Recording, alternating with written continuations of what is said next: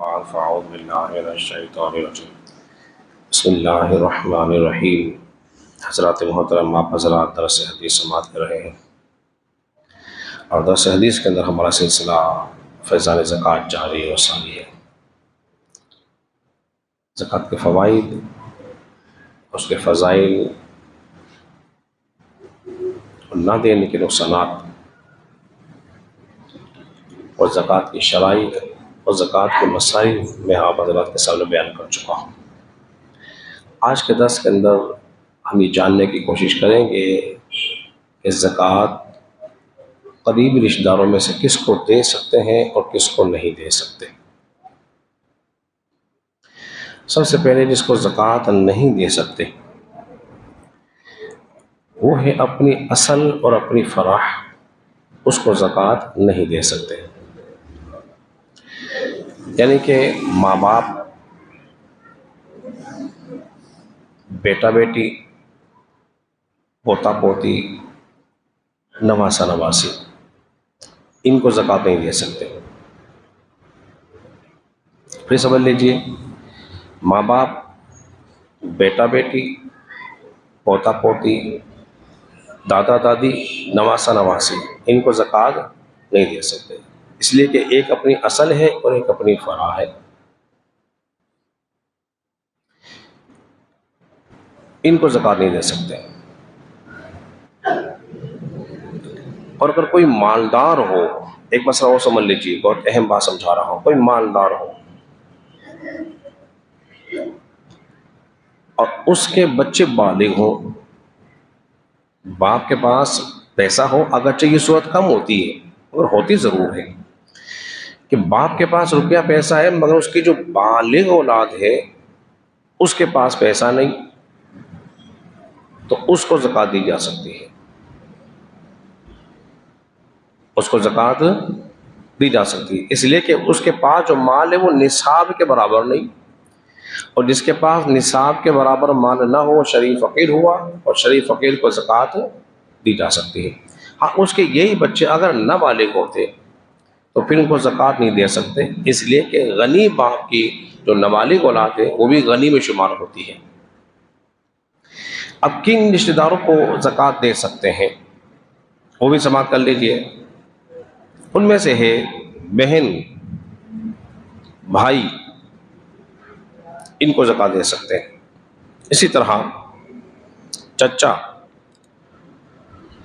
फूफी, खाला, मामू, बहू, दामाद, सौतेला बाप, सौतेली माँ, शोहर की तरफ से सौतेली औलाद और बीवी की तरफ से सौतेली औलाद, ये वो करीबी रिश्ते हैं जिनको ज़कात दी जा सकती है। जैसे बसा औक़ात कोई सवाल पूछता है कि मेरी बेटी बड़ी गरीब है, हालात उसके अच्छे नहीं, तो क्या मैं अपनी बेटी को ज़कात दे सकता हूँ? चूँकि बाप बराह रास्त अपनी बेटी को ज़कात नहीं दे सकता, लेकिन हाँ वो अपने दामाद को दे सकता है, दामाद को ज़कात दे सकता है। इसी तरह बेहतर तरीका यही है कि सबसे पहले अपने घर से शुरू कर ले, फिर अपने करीबी ख़ानदान रिश्तेदारों में देख ले।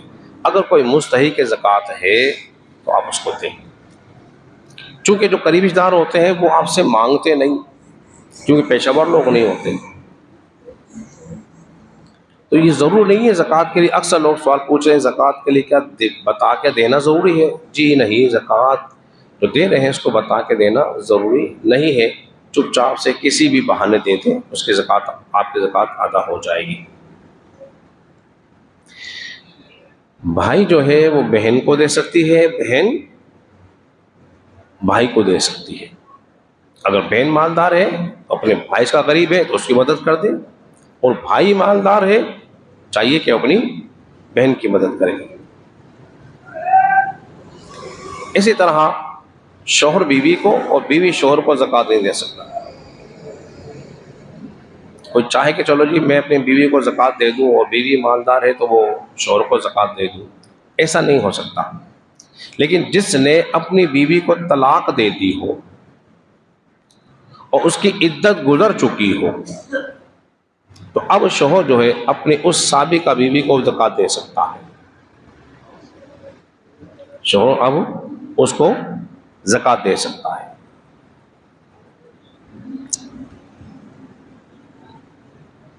इसी तरह माँ बाप को भी ज़कात नहीं दे सकते। समझाई बात आपके? माँ बाप को भी ज़कात नहीं दे सकते, क्योंकि माल है, मेल है। ये तो फिर ऐसा ही हुआ कि अपनी ज़कात से खुद ही फ़ायदा उठाना हुआ, तो ये इस्लाम में जो है ये मना है। इसी तरह किसी भी बद मज़हब, बद अक़ीदा शख्स को ज़कात नहीं दे सकते, चाहे वो कोई भी हो, देवबंदी हो, वहाबी हो, परवेज़ी हो, चकड़ालवी हो, मुनकिर हदीस हो, शिया हो, रावज़ी हो, उसके जितने उसमें इनके फ़िरके हैं, किसी शख्स को भी ज़कात नहीं दे सकते।